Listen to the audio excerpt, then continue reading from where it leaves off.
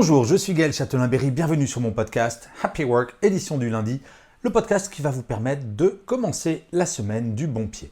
Alors, avant de commencer cet épisode, juste une petite information. Si vous souhaitez faire du Happy Work en direct avec moi le vendredi, c'est possible puisque je suis sur Clubhouse. Donc, si vous êtes sur iPhone, vous pouvez prendre Clubhouse, taper Happy Work et j'y suis tous les vendredis à 18h. Voilà, je ferme la parenthèse. Alors pour commencer cette semaine, j'ai souhaité vous parler d'un sujet très important, comment manager son manager. Saviez-vous qu'au plus de 50% des gens qui changent de travail le font à cause de leur manager? On ne quitte pas un job, on quitte un manager. Et là vous allez me dire, oui, c'est vrai, bien entendu, on peut quitter son manager, mais si jamais il n'est pas sympa avec moi, j'y peux pas grand-chose. Et c'est là où je vous dis, stop. En fait, la relation manager-manager, il faut l'envisager exactement de la même manière que dans votre vie personnelle, avec des amis ou votre compagne ou votre compagnon. Votre manager, cela peut sembler étrange de vous le rappeler, mais c'est un être humain. Et donc, vous allez pouvoir le manager, le faire évoluer en fonction de vos attentes. Et en fait, pour manager votre manager, il va falloir comprendre un certain nombre de choses. Deux, très précisément. La première chose, comprendre ses leviers de motivation. Qu'est-ce qui fait que votre manager est enthousiaste avec son travail? Qu'est-ce qui va faire qu'il se dit « ouais, là, on a bien travaillé ». Vous avez des managers, ça va être les chiffres, les résultats. Pour d'autres, ça va être juste être ponctuel. Pour d'autres, ça va être on ne sait pas. Il va falloir déterminer ce qui motive véritablement votre manager.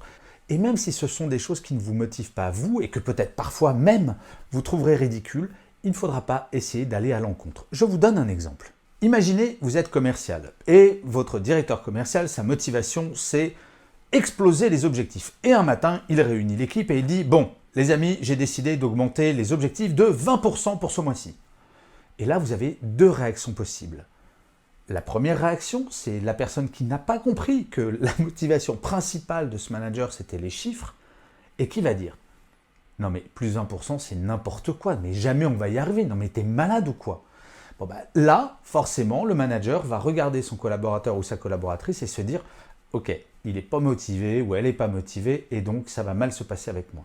L'autre possibilité, ce n'est pas de dire ouais, super patron, plus 20%, j'adore. Pas du tout, mais c'est de dire ah ouais, quand même, 20%, c'est très très ambitieux tout de même. Est-ce que tu pourrais nous expliquer pourquoi ce chiffre et surtout, est-ce que tu as une stratégie pour nous aider à atteindre ces... Le principe, vous l'aurez compris, c'est de ne pas aller contre le manager, mais d'essayer de lui faire comprendre que, bah oui, tout le monde n'a pas la même grille de lecture que lui et si lui imagine que c'est 20%, ça va être simple, vous avez besoin de son aide, de son accompagnement.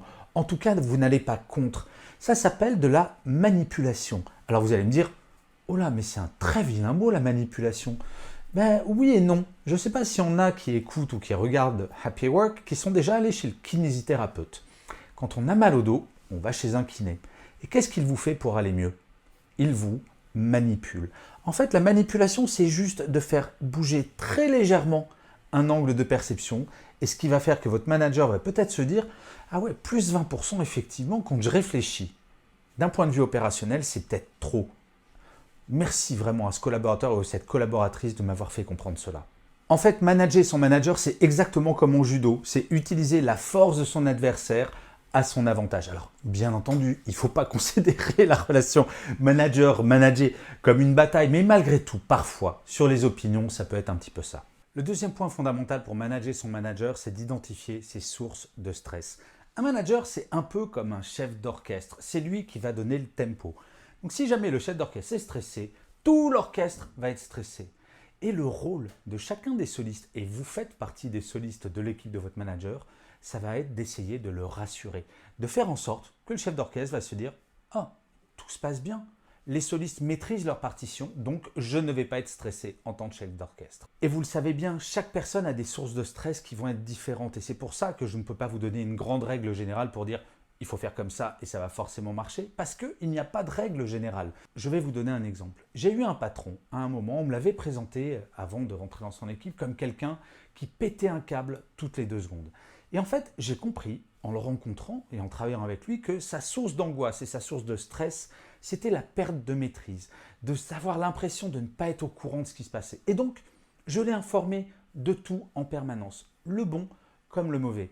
Et quand c'était des mauvaises nouvelles, je venais toujours avec des solutions. Donc il me prenait comme quelqu'un d'extrêmement rassurant qui allait dans son sens et qui travaillait dans l'intérêt de sa stratégie. Et en fait, au bout de quelques semaines, il m'a fait un très beau compliment. Il m'a fait « Gaël, je ne savais pas que ça existait.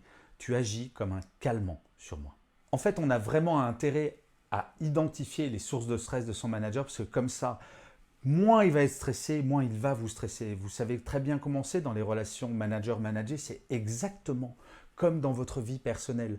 Plus tout le monde est détendu, et mieux ça se passe. Et je finirai comme d'habitude cet épisode de Happy Work par une citation. Pour celui-ci, j'ai choisi une phrase d'Édouard Peyron qui disait « Le bonheur qu'on a vient du bonheur qu'on donne ». Je vous remercie 1000 fois d'avoir écouté cet épisode de Happy Work ou de l'avoir regardé si vous êtes sur YouTube. Je vous dis rendez-vous au prochain et d'ici là, plus que jamais, prenez soin de vous.